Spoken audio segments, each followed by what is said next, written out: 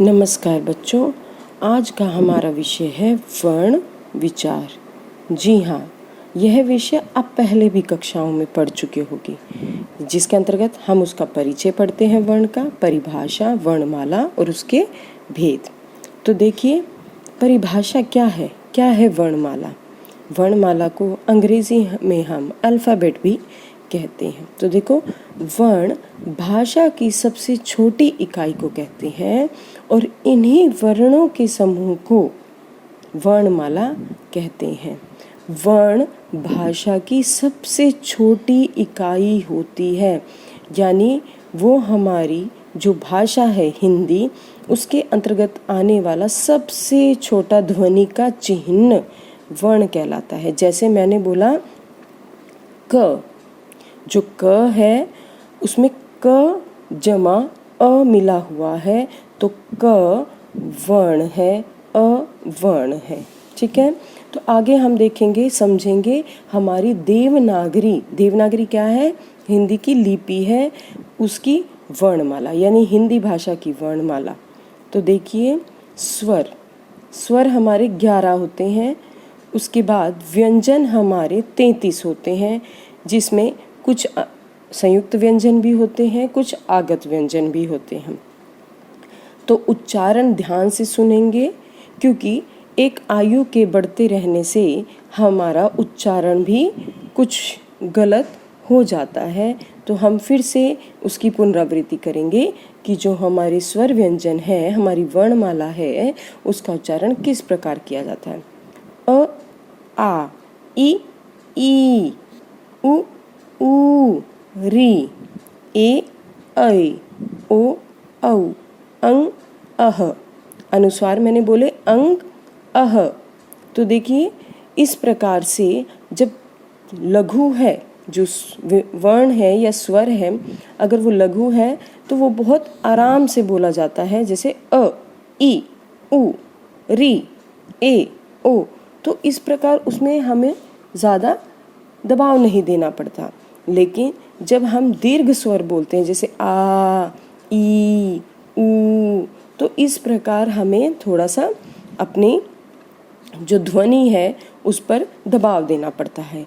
अनुस्वार का प्रयोग इसी प्रकार होता है, जैसे अंग, अह बिल्कुल लघु रूप में होता है, छोटे रूप में होता है, और अनुस्वार जिसे हम कई बार बिंदु भी कहते हैं, और अह जिसे हम विसर्ग कहते हैं। अब देखिए आगे, व्यंजन। क, कै नहीं, क, ख, ग, घ, अंग, वो ड़ नहीं होता, ण नहीं होता, अंग। च, छ, ज, झ, य, जिसे हम चवर्ग कहते हैं, और क, ख, ग, घ, अंग को हम कवर्ग कहते हैं। फिर देखिए, ट, ठ, ड, ढ, ण। जी हाँ, ये ण कहलाता है, इसे हम टवर्ग कहते हैं। और जो 5वें नंबर पे जो भी व्यंजन आ रहा है उसे हम कहते हैं पंचम वर्ण। ठीक है, तो देखिए, त, थ, द, ध, न, प, फ, ब, भ, म तथा ड़, ढ़, ढ़। अंतर है बोलने में, ड, ढ नहीं है, वो ढ़, ढ़। तो इस प्रकार आपने देखा, कवर्ग अलग जगह से उच्चारण होता है उसका, चवर्ग का अलग से, ट का अलग, तवर्ग का अलग और पवर्ग का अलग। अब अंतस्थ व्यंजन देखिए, य, र, ल, व।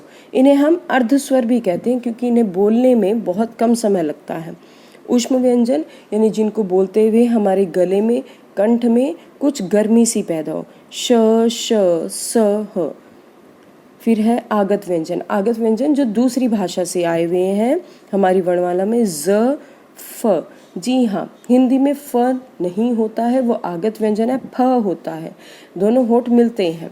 अंग्रेजी और उर्दू में फ व्यंजन का प्रयोग होता है, जो अब कई जगह हिंदी में भी पाया जाता है।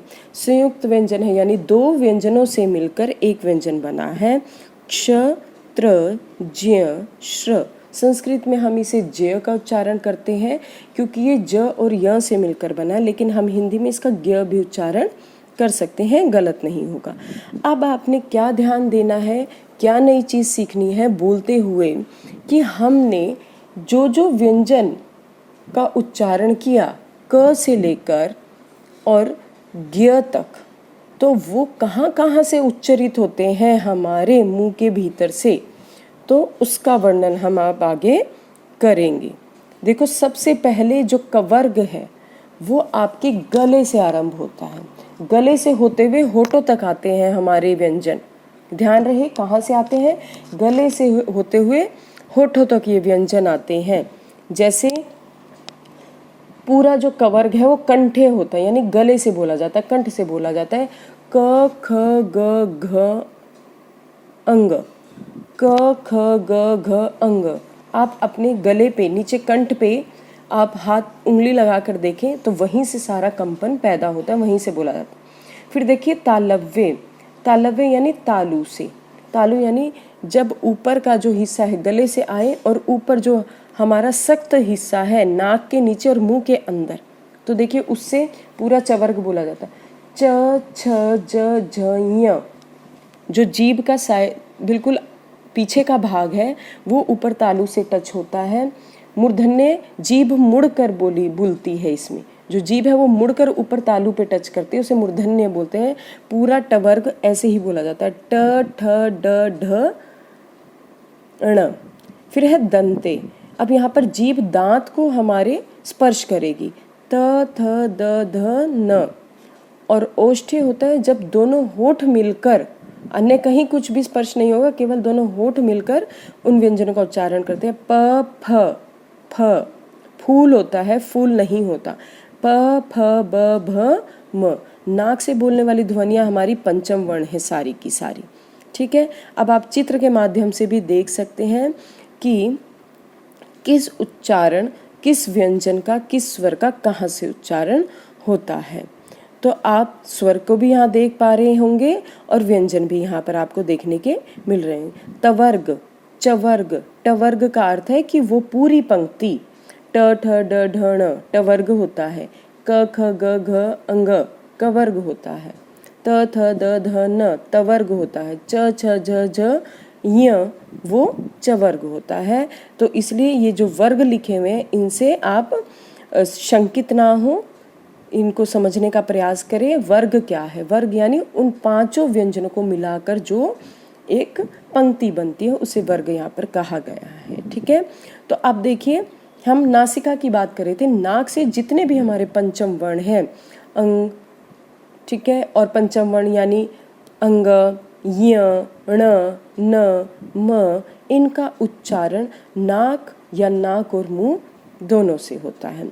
यदि केवल नाक से हो तो उसे हम अनुनासिक कहते हैं। यदि केवल नाक से उच्चारण हो तो उन्हें हम अनुनासिक कहते हैं।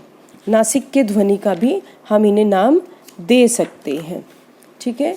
तो इस प्रकार चित्र के माध्यम से और आपको सारणी के माध्यम से ये बताया गया है कि जो हमारी हिंदी की वर्णमाला है उसका एक एक स्वर, एक एक व्यंजन उच्चारण करने का अपना सही स्थान है।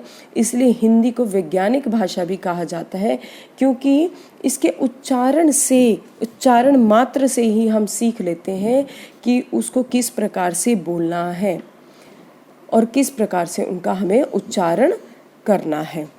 तो इस प्रकार